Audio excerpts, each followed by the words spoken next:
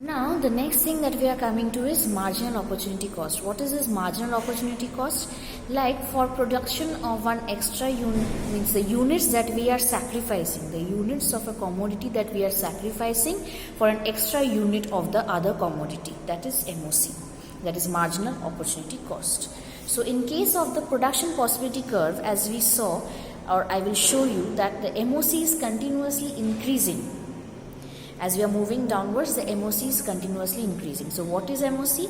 The number of units of a commodity sacrificed for the production of one extra unit of the other commodity. See,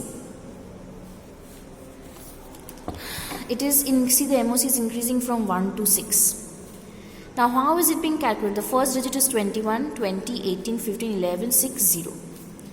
First one 21, only gun production was there, butter production was 0. So it's nil.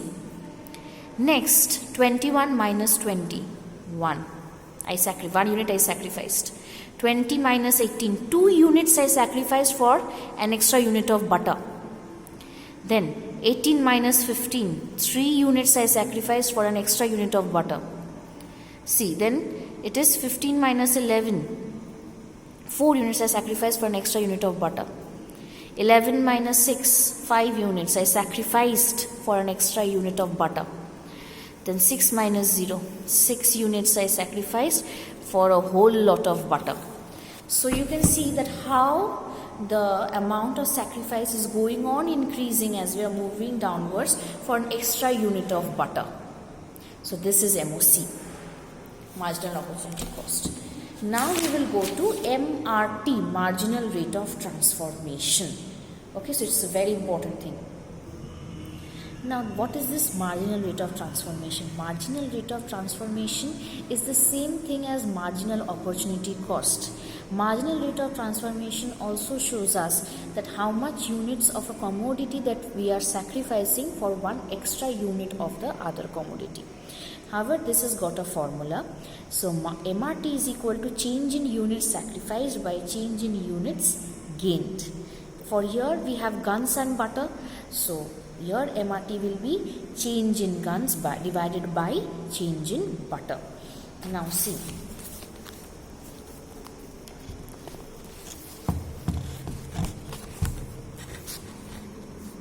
See, change in guns by change in butter.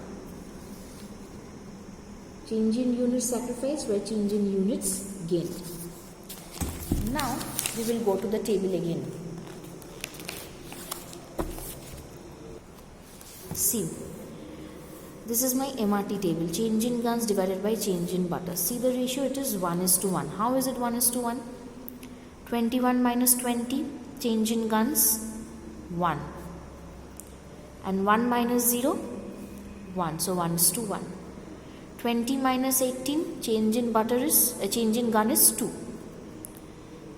Now this one is 2 minus 1, 1. 18 minus 15. Yeah, 18 minus 15.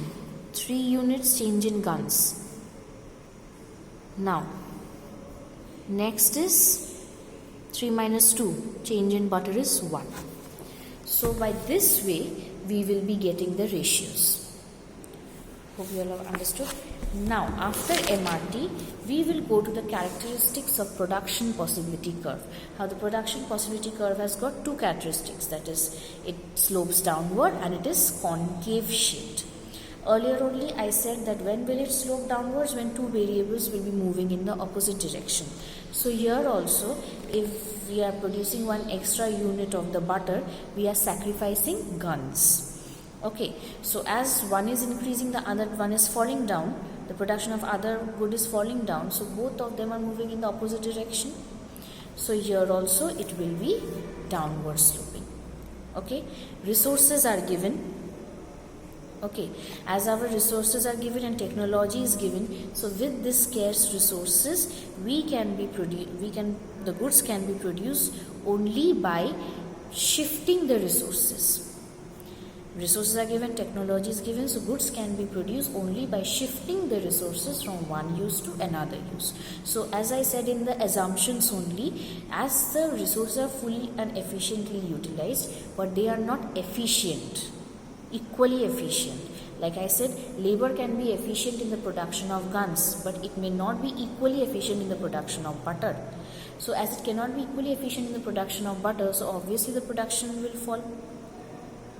So it may be the vice versa also. Labor is efficient in the production of butter but not in the production of gun. So if I shift the production, so obviously the production of gun will fall. So in this way, if we shift the resources, as the resources are scarce, we are shifting the resources from one use to another. So the production of one is falling and the other is increasing. So it is downward sloping curve. Now PPF is concaved. PPF is concave shape because of increasing marginal rate of transformation. Okay.